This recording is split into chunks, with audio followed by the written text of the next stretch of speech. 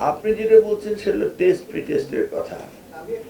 হ্যাঁ, কিন্তু মূলত আপনার রেজিস্ট্রেশনের পরে ফর্ম ফিল আপই করে না।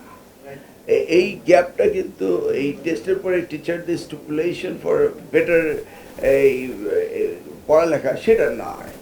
এরা কিন্তু ওই ফর্ম ফিল আপই করতে আসেনি এবার। এই জায়গাটাই অ্যাড্রেস করতে হবে আমাদের। কারণ আমার মনে হয় না ক্লাসরুমগুলোতে ওই ধরনের পড়ালেখা করানো হয়েছে। তো আমরা সেই জায়গাটা অ্যাড্রেস করবো। Root cause of the problem, nucleus of the problem আমরা অ্যাড্রেস করবো, যেন এটা যেন আগামী দিনে না হয়। এটা একটা মানে ভীতিমূলক এত বড় পরিসংখ্যান। 54% চলে গেছে টেকনিক্যালে, 44% চলে গেছে মাদ্রাসায়, 33% চলে গেছে আপনার জেনারেল এডুকেশন স্কুলে। It's a serious question.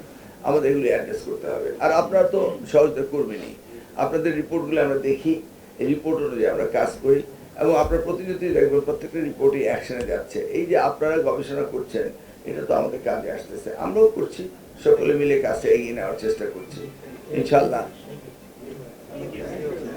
আচ্ছা, পরীক্ষা কেমন হচ্ছে? ভালো পরীক্ষা হচ্ছে? Thank you. নকল হচ্ছে কিনা জিজ্ঞেস করেন। নকলে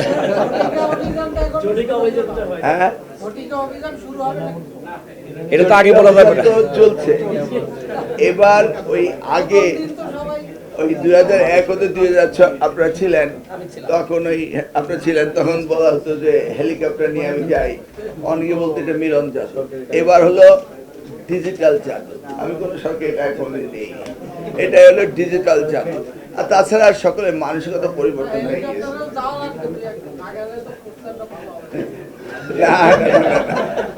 আমাদের শিক্ষার্থীরা এখন অত্যন্ত অ্যালার্ট, আমাদের অভিভাবকরা অ্যালার্ট, আমাদের শিক্ষকরা অ্যালার্ট।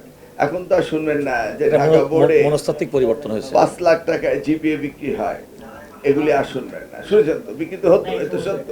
এগুলি আর হবে না, সব পালিয়ে গিয়েছে। চিন্তা করবেন না, মনস্তাত্ত্বিকভাবে যেটা অ্যাটর্নি জেনারেল বলবেন, সকলের একটা পরিবর্তন এসছে। এবং ইনশাল্লাহ আপনারা এগুলি লক্ষ্য রাখবেন। আপনাদের সহযোগিতাই কিন্তু 2001 থেকে 2006 আমরা নকল প্রতিরোধ করেছিলাম। এবার দেখেন ডিসিপ্লিন কতটা সুন্দর ছিল, traffic management, police department automatically তারা করেছে। তারপর তারা বডি কমের ব্যবস্থা করেছে পুলিশ ডিপার্টমেন্ট। আমরা আমাদের ডিজিটাল যে ডিভাইসগুলো সেগুলি আমরা করেছি।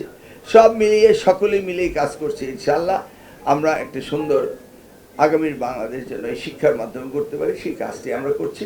আপনাদের সহযোগিতা কামনা করছি। তবে সবচেয়ে বড় খবর আজকে এটাই যে আমরা এই প্রাথমিক স্কুলে এই 14,000 14,500 যেটা আমরা নিয়ে নিচ্ছি, আরও 38,000 শিক্ষক আমরা নিতে পারবো। এটা আমাদের জন্য বিশাল একটা ব্যাপার। আমরা এই দিনের অপেক্ষায় ছিলাম। আর মহামান্য আদালত বিষয়টা তারা কগনিজে নিয়েছেন এবং তড়িৎ গতিতে তারা সমাধান করেছেন। সেই বিষয়ে অ্যাটর্নি জেনারেল বললেন যে আদালত, অর্থাৎ তারা, ওনারা তো বাংলাদেশে। আমি আবারও মন্ত্রণালয়ের পক্ষ থেকে এই মহামান্য আদালতকে ধন্যবাদ জ্ঞাপন করছি। আরও কিছু মামলা হয়েছে, আমার প্রায় 30,000-এর মতো মামলা রয়েছে, সেগুলি একটা একটা করে আমরা শেষ করছি। NTRC-তে 77,000 শিক্ষক নিয়োগ, সেটাতে একটা মামলা রয়েছে। আমাদের শিক্ষা প্রতিষ্ঠান প্রধানের যে আমরা এই রিটেন টেস্টে নিয়েছিলাম, 15,000 টিকে ছিল, সেটা নিয়ে গত পরশুদিন একটা স্টে অর্ডার আমরা পেয়েছি 3 মাসে। সেটাও আমাদের অ্যাটর্নি জেনারেল সাহেব এটাকে ভ্যাকেট করে দেবেন। আমরা ওই প্রতিষ্ঠান প্রধান, এটার ইন্টারভিউ আগামী 2 সপ্তাহের মধ্যে আমরা শুরু করব। আদালত থেকে আমাদের ক্লিয়ারেন্সটা পেলি আসলে আদালতে পট করে চলে যায় এবং আমাদের কাজে বিঘ্নতা ঘটে। মহামান্য আদালত এটা বুঝতে পেরেছেন এবং তারা অত্যন্ত সদয় এই বিষয়গুলোতে একটু সময় দিন।